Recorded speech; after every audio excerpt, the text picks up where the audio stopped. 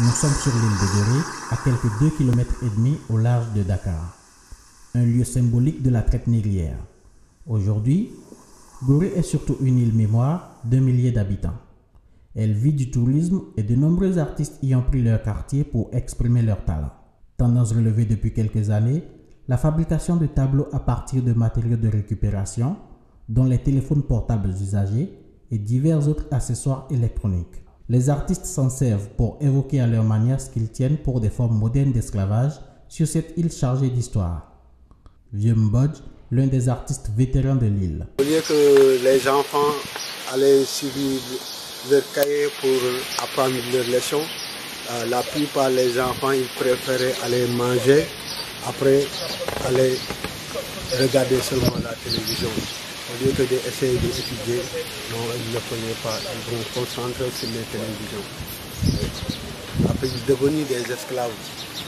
Pas comme en époque, mais ce sont des esclaves modernes. Vieux Mbodj évoque également dans ses tableaux la question de la parité au Sénégal.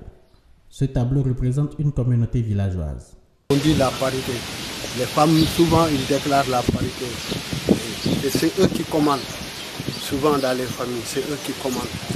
Les hommes, les pères de famille, eux, ils sont en train de courir comme des voitures pour aller gagner à Dakar et retourner dans les villages.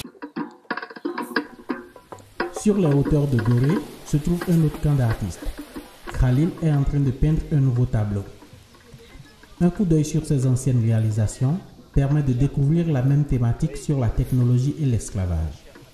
Ce tableau évoque l'asservissement de l'homme par l'ordinateur. La poitrine de l'homme est représentée par des circuits électroniques usagés, son tronc par une souris et ses pieds enchaînés par des cuillères récupérées. C'est l'esclavage en liberté. C'est toi qui donnes l'ordinateur, ce qu'il parle.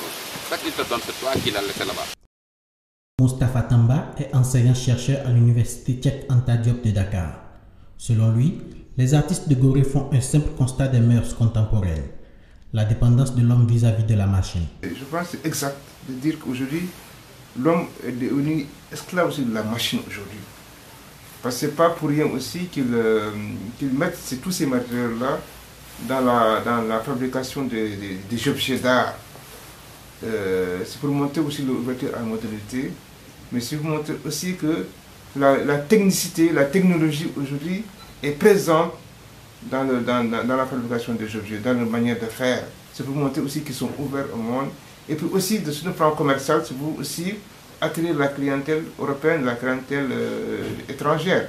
Pour dire, voilà nos produits, voilà ce que nous savons faire avec les produits, avec les matériaux importés, les matériaux usagés. Toutefois, pour Moustapha Tamba, il y a plusieurs niveaux d'art. Il y a aussi deux types d'artistes. Hein, je ne sais pas, vous l'avez reconnu, il y a des artistes qui ont été formés et des artistes de la rue. Et vous voyez, la qualité des produits n'est pas le même. Le produit qu'ils présentent, c'est différent. Quelqu'un qui est parti à l'école, qui a subi une formation intellectuelle, n'a pas la manière de présenter son produit comme quelqu'un qui a subi la formation dans le tas. Donc, à partir des produits, on peut savoir l'origine de l'artiste. Donc, les artistes plasticiens, ceux qui font une surface plane, la plupart travaillent avec des matériaux anciens. Parce qu'ils veulent montrer aux gens que la capacité de l'Africain à faire quelque chose.